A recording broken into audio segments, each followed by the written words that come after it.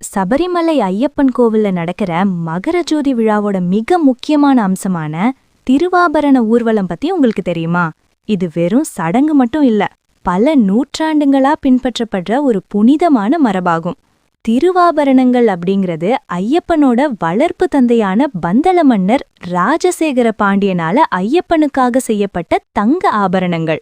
ஐயப்பன் அவரோட அவதார நோக்கம் முடிஞ்சு காட்டுக்கு போறதுக்கு முன்னால அவர் ஒரு தெய்வமா சபரிமலையில வீற்றிருப்பேன் அப்படின்னும், மகர சங்கராந்தி அப்போ மட்டும் ஜோதி வடிவுல பக்தர்களுக்கு காட்சி தருவதாகவும், அப்போ இந்த ஆபரணங்களை போட்டு அவரை அலங்கரிக்கணும் அப்படின்னு சொன்னதா வரலாறு சொல்லுது.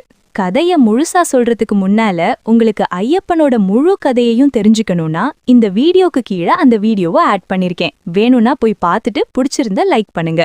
வாங்க கதைக்குள்ள போலாம். ஒவ்வொரு வருஷமும் ஜனவரி மாசம் மகர சங்கராந்தி அப்போ பந்தல அரண்மனையில இருக்க பலிய கோழிகள் கோயில்ல இருந்து புறப்பட்டு இந்த ஆபரண பெட்டி சபரிமலைய போய் அடைய 3 நாள்கள் ஆகும். திருவாபரண ஊர்வலத்துல மொத்தம் 3 மரப்பெட்டிங்க எடுத்துட்டு போவாங்க. முதல்ல போற பெட்டியில ஐயப்பனுக்கு அணிவிக்கிற தங்க பிரபை, வாள், வில், அம்பு அப்புறம் மத்த தங்க ஆபரணங்கள் எல்லாம் இருக்கும். அடுத்து வெள்ளி பெட்டி, இதுல பூஜைக்கு தேவையான பொருள் அப்புறம் நெய்வேத்திய பாத்திரங்கள் எல்லாம் இருக்கும். கடைசியா கொடிப்பெட்டி, இதுல ஊர்வலத்துக்கு பயன்படுத்துற கொடிங்க அப்புறம் குடைகள்லாம் இருக்கும். சரி, அதெல்லாம் இருக்கட்டும், இந்த பெட்டியெல்லாம் யாரு சபரிமலைக்கு எடுத்துட்டு போவாங்கன்னு உங்களுக்கு தெரியுமா? இந்த திருவாபரண பெட்டியெல்லாம் தலையில சுமந்து எடுத்துட்டு போறது ரொம்ப கஷ்டமான காரியம். பந்தல குடும்பத்தை சேர்ந்தவங்க பரம்பரையா இந்த தொண்டை செஞ்சுட்டு வர பக்தர்களும் மட்டும்தான் இந்த பெட்டிங்களை சுமப்பாங்க. சுமார் 80 கிலோமீட்டர் தூரம் கரடுமுரடான காட்டுப்பாதையில நடைப்பயணமாவே இவங்க போவாங்க.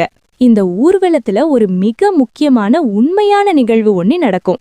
அதுதான் கிருஷ்ண பருந்து, கருடனோட வருகை.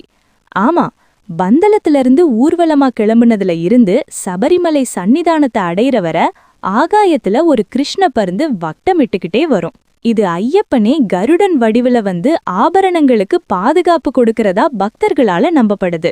இப்படி எடுத்துட்டு போற அந்த ஆபரண பெட்டி மகர சங்கராந்தி அன்னைக்கு மாலையில சரியா சூரியன் மறையிற நேரத்துல சரங்குத்தி வழியா சன்னிதானத்தை அடையும். அப்புறம் ஐயப்பனுக்கு திருவாபரணங்களை போட்ட உடனே கருவறை திரைங்களை விளக்கிட்டு தீபாராதனை காட்டுவாங்க.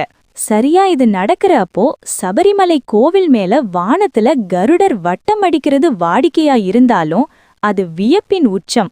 தீபாராதனை காட்டுற அந்த வினாடியில தான் பொன்னம்பல மேட்டுல மகர ஜோதியா தர்மசாஸ்தா ஐயப்பன் ஜோதி வடிவுல 3 முறை வானத்துல தோன்றுவாரு.